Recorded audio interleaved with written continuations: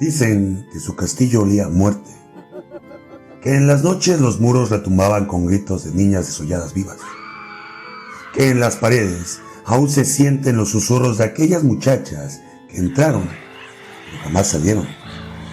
Se decía que mordía, azotaba y desgarraba cuerpos con sus propias manos, que metía senos escenados en los lugares más impensables, que se bañaba en sangre caliente, riendo, mientras las víctimas se desangraban frente a ella. Fue llamada monstruo, vampira, bruja, la condesa que desafió el tiempo a costa de la vida de más de 600 jovencitas. Se hizo famosa por su sed de sangre. Bathory era lesbiana. Se comenzó a preocupar porque le estaban apareciendo arrugas. Siempre se rodeaba de chicas jóvenes como recordatorio de la belleza juvenil proveniente de todas las mujeres. Y las asesinaba. No hay duda de eso. Pero, ¿y si te dijera que todo esto podría ser una mentira? Hoy, le abrimos el baúl del misterio para adentrarnos en una de las leyendas más oscuras y perversas que el mundo ha conocido. Elizabeth Bathory, el regreso de la condesa sangrienta. Porque detrás de la sangre, de los cadáveres y la leyenda, se oculta una conspiración tan poderosa que incluso siglos después, seguimos creyendo lo que otros hicieron que creyéramos. Antes de comenzar, no olviden suscribirse, activar la campanita, dejar su comentario, reaccionar y compartir. Eso me ayudaría bastante. Mi nombre es Rafael Elcier Enríquez y sean ustedes bienvenidos a El Baúl del Misterio.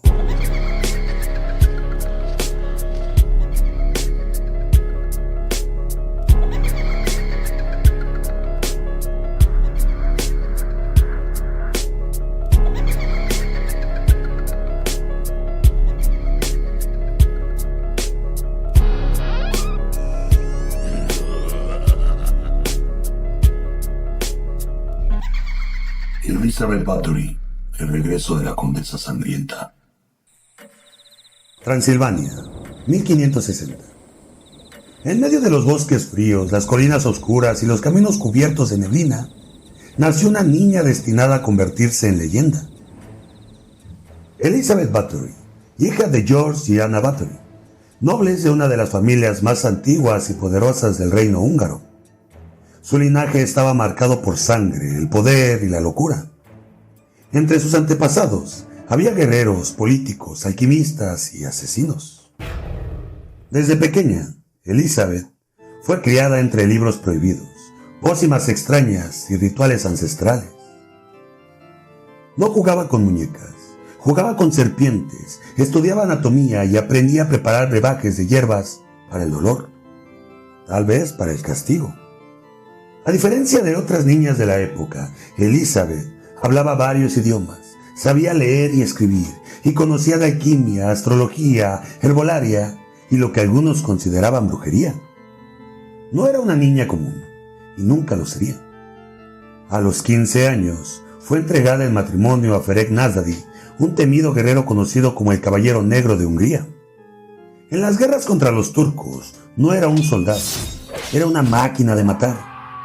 Decapitaba prisioneros sin piedad, ordenaba empalamientos masivos y usaba la sangre de sus enemigos para marcar las puertas de los pueblos conquistados. La guerra lo hizo implacable y con el tiempo compartió parte de esa oscuridad con su esposa. Algunos dicen que en las noches frías del castillo de Chastise, Názdady le enseñaba a Elizabeth técnicas de tortura, que reían juntos mientras usaban alfileres para perforar carne, que su amor no era de rosas, sino de gritos. Porque su boda no fue un cuento de hadas, fue una alianza política, una unión entre poder y violencia. Y mientras su esposo cabalgaba a la guerra, masacrando otomanos sin piedad, Elizabeth se quedaba sola, con sus pensamientos, su oscuridad y su castillo. Pero en 1604, el caballero cayó.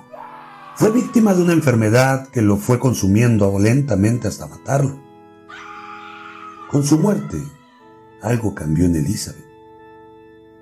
Su castillo se volvió más oscuro, más frío, y Con él comenzó el verdadero infierno. Una mañana gris y fría, mientras una joven sirvienta peinaba el cabello largo y oscuro de la condesa, cometió un error. Jaló con fuerza, sin querer, un mechón enredado. Elizabeth no gritó, no la regañó. Simplemente se dio la vuelta y la bofeteó con tanta fuerza que el rostro de la muchacha estalló en sangre. Una gota, una sola gota cayó en la piel pálida de la condesa. Y según la leyenda, en ese instante, Elizabeth Bathory sonrió. Aseguró que su piel, donde la sangre había tocado, lucía más tersa, más joven, más viva. Algo se encendió dentro de ella, una chispa oscura, una idea retorcida. Se dice que siguió golpeando a la sirvienta hasta que el rostro se convirtió en un amasijo irreconocible entre carne y hueso. Luego ordenó desangrarla y verter su sangre caliente en una tina de mármol. Esa noche, Elizabeth se metió en él, desnuda, sonriendo. Mientras la sangre la envolvía, juró que jamás permitiría que la vejez le arrebatara su belleza. Y así comenzó una carrera contra el tiempo. Un pacto de horror. Un reinado de muerte que marcaría la historia con letras teñidas de rojo. Pero la sangre de una sirvienta no era suficiente. Elizabeth necesitaba más juventud, más belleza, más sangre. Y así comenzó el reclutamiento. Empezó ofreciendo trabajo en su castillo a muchachas campesinas, jóvenes sanas, fuertes, de mejillas sonrosadas, que buscaban un futuro mejor. Nadie sospechaba, nadie cuestionaba, hasta que dejaron de regresar. Una tras otra desaparecían tras las puertas del castillo. Ahí dentro las esperaban rituales horribles, castigos inimaginables y una muerte lenta y dolorosa.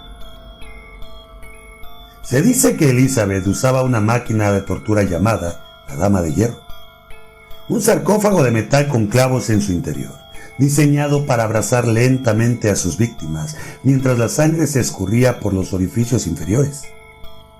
Usaba pinzas al rojo vivo, agujas bajo las uñas, cuchillas para cortar senos y los introducía en los cuerpos moribundos solo para verlos retorcerse. Mordía, cortaba y reía, como si el dolor ajeno fuera su única forma de sentirse viva. Cada noche, el castillo era un concierto de gritos, un eco que se perdía entre los muros y la niebla de los bosques. Y entonces, el rumor creció y el miedo se esparció. ¿Dónde estaban las hijas de esos campesinos? Algunos aseguraban haber visto el carruaje de la condesa recoger muchachas en los pueblos. Otros afirmaban haber visto sangre correr por las rendijas del castillo. Y entonces, las muchachas del pueblo comenzaron a escasear.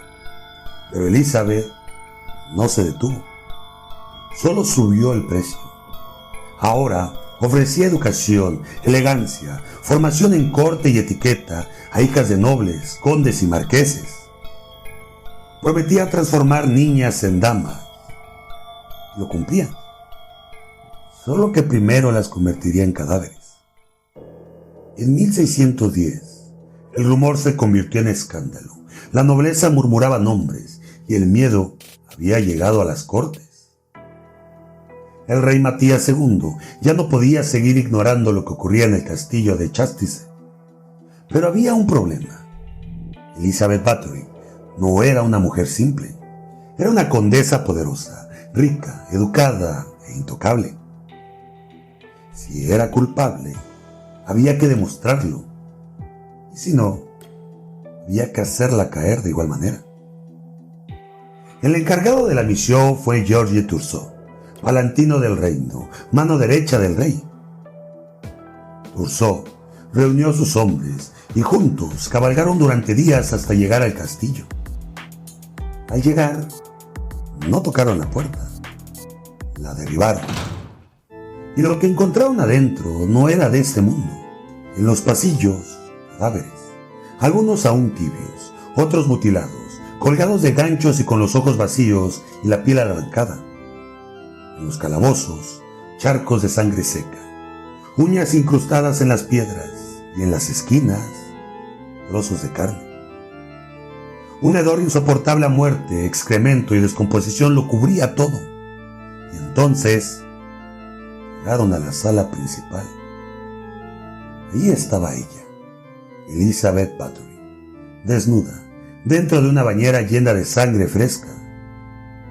Su rostro era tranquilo, sus ojos cerrados, su piel resplandeciente, como si el tiempo jamás hubiera tocado su cuerpo. Entonces, uno de los soldados vomitó y otro simplemente salió corriendo. Pero Thurzó no dijo nada, solo observó, y supo que acababa de convertirse en parte de una historia que el mundo jamás olvidaría. Después del asalto, la justicia del siglo XVII no tardó en actuar. Los hombres de Thurzó no solo encontraron cuerpos, también encontraron testigos, sirvientes, cómplices. Algunos temblaban, otros 3-2-1. Sirvientes, cómplices. Algunos temblaban, otros apenas podían hablar. Pero todos confesaron. Y no lo hicieron por voluntad. Lo hicieron entre gritos, bajo tortura, bajo fuego, clavos, hierros calientes y cuchillas. Dijeron lo que Thurzó quería oír. Nombraron a Elizabeth como la mente detrás de todo. Y sus palabras sellaron sus destinos.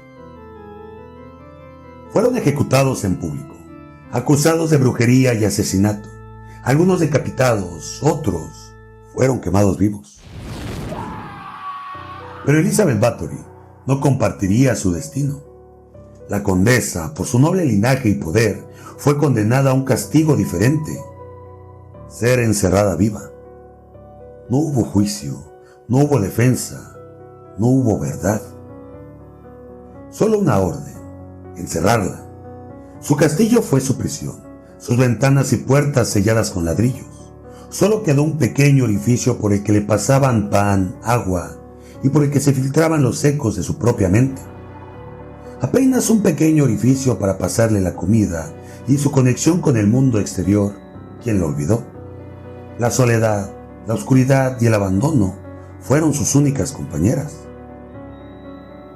Se dice que hablaba sola, que reía en la oscuridad, que lloraba cuando recordaba el tacto de la sangre en su piel. Así pasó los últimos 4 años de su vida, sola, olvidada, enloquecida, hasta que un día de agosto de 1614 la encontraron muerta, fría, silenciosa, con una expresión de paz. Y así terminó la historia de la mujer que quiso detener el tiempo, con sangre. Pero, ¿qué hay de la verdad detrás de esta historia? Contrario a lo que la leyenda nos dice, Elizabeth Bathory nunca fue juzgada en un tribunal formal. Los testimonios en su contra provinieron de sirvientes torturados, cuyos relatos fueron arrancados bajo dolor insoportable. No existe registro del diario que supuestamente ella escribió confesando estos crímenes.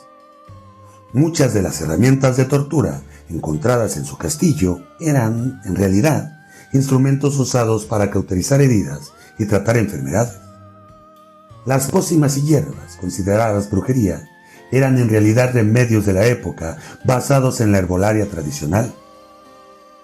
Y sobre el temido baño de sangre, la ciencia hoy sabe que es imposible bañarse en sangre humana fresca sin morir en el intento. Verán, una tina normal contiene entre 100 y 120 litros, pero el cuerpo humano solo tiene entre 4.5 y 6 litros de sangre. Esto significa que para llenar una bañera así, Elizabeth tendría que haber drenado la sangre de más de 20 jóvenes por baño, varias veces. Un dato que revela que la historia fue exagerada o inventada. Pero, ¿por qué inventar a esta monstruosidad? qué fue lo que realmente pasó. Elizabeth Bathory era una mujer poderosa, viuda, dueña de vastas tierras y una fortuna inmensa en una época dominada por hombres. Su independencia y autoridad despertaron envidias y temores. El rey Matías II tenía deudas pendientes con su esposo, y su caída, convenientemente, liberó al monarca de estas obligaciones. El juicio fue un acto político, un mensaje para quienes desafiaban el orden patriarcal y el poder establecido. En una sociedad donde una mujer con poder era vista como una amenaza, era fácil convertirla en una leyenda de terror. Y así, con miedo y manipulación, nació la Condesa Sangrienta. Un mito construido para controlar, silenciar y demonizar. Ahora bien, imaginen esto por un momento. Una mujer con poder absoluto en una época donde las mujeres debían ser sumisas y silenciosas. Una mujer que heredó tierras, riquezas y autoridad sin depender de un hombre. Para la sociedad de entonces, eso era más aterrador que cualquier acto macabro. Así que se tejieron historias horribles para destruirla, para convertirla en un monstruo, una leyenda sangrienta que sirviera de advertencia. Porque en tiempos de miedo y prejuicio, la verdad, la primer víctima. Durante siglos, el poder femenino ha sido visto con desconfianza. Mujeres como Elizabeth, que rompían con los roles impuestos, eran consideradas peligrosas. Y cuando el miedo crece, la sociedad necesita crear monstruos para sentirse más segura. Porque las leyendas no nacen de la nada, se construyen con miedo, envidia, intereses políticos y sociales. Se alimentan con rumores, se exageran con historias y terminan por volverse verdades para generaciones enteras. Elizabeth pagó el precio de desafiar un sistema patriarcal y opresor. Su historia es un recordatorio de cómo la verdad puede ser distorsionada para mantener el control, y cómo la justicia muchas veces se convierte en un castigo para quien osa desafiar al poder. ¿Y realmente importa lo que ocurrió? Porque más allá de los hechos, la leyenda de la Condesa Sangrienta sigue viva, alimentando el misterio, el terror y la fascinación humana por lo oscuro y lo desconocido. Elizabeth Bathory, la Condesa Sangrienta, fue más que una mujer cruel o una leyenda de terror. Fue un reflejo de su tiempo, una sociedad que temía el poder en manos equivocadas, que necesitaba un monstruo para ocultar sus propios miedos y secretos. Hoy, al mirar su historia, tenemos la oportunidad de cuestionar lo que creemos verdadero y de separar la realidad del mito. Y entender que, a veces, el mayor horror no está en las sombras de un castillo, sino en la forma en que usamos la historia para controlar, manipular y silenciar. Así que, la próxima vez que escuches el nombre de Elizabeth Bathory, recuerda que detrás de la sangre y los gritos puede esconderse una verdad más oscura que cualquier leyenda. Porque Elizabeth no fue un vampiro, no fue un demonio, ni siquiera fue condesa sangrienta. Pero esa verdad está esperando a que alguien la descubra aún. ¿Y ustedes qué opinan? ¿Habían escuchado más datos sobre este caso? ¿Habían escuchado este caso? Háganmelo saber en la cajita de comentarios. Doy gracias a todas las personas que apoyan este contenido y a todos los suscriptores que me apoyan en YouTube. Muchísimas gracias. Por favor, dejen un comentario, dejen una reacción, ya sea un puntito, un emoji, cualquier cosa suma y créanme que eso me ayuda para que este contenido salga como referencia hacia más personas. Mando un cordial saludo a todas las personas que también nos escuchan en las plataformas de audio. De igual manera, siempre estoy contestando a la brevedad todos los comentarios que me hacen llegar por medio de las dos plataformas. También agradezco la aceptación que han dado para la sección de historias reales paranormales. En verdad, muchísimas gracias. Leo cada historia que ustedes me mandan, veo los videos, los relatos, las fotos que ustedes me envían y por supuesto tienen abierta la invitación para estar aquí en el set y narrarme sus historias paranormales reales. Me despido de ustedes no sin antes comentarles lo siguiente. Mantengan sus ojos abiertos y sus mentes curiosas. Esto fue El Baúl del Misterio.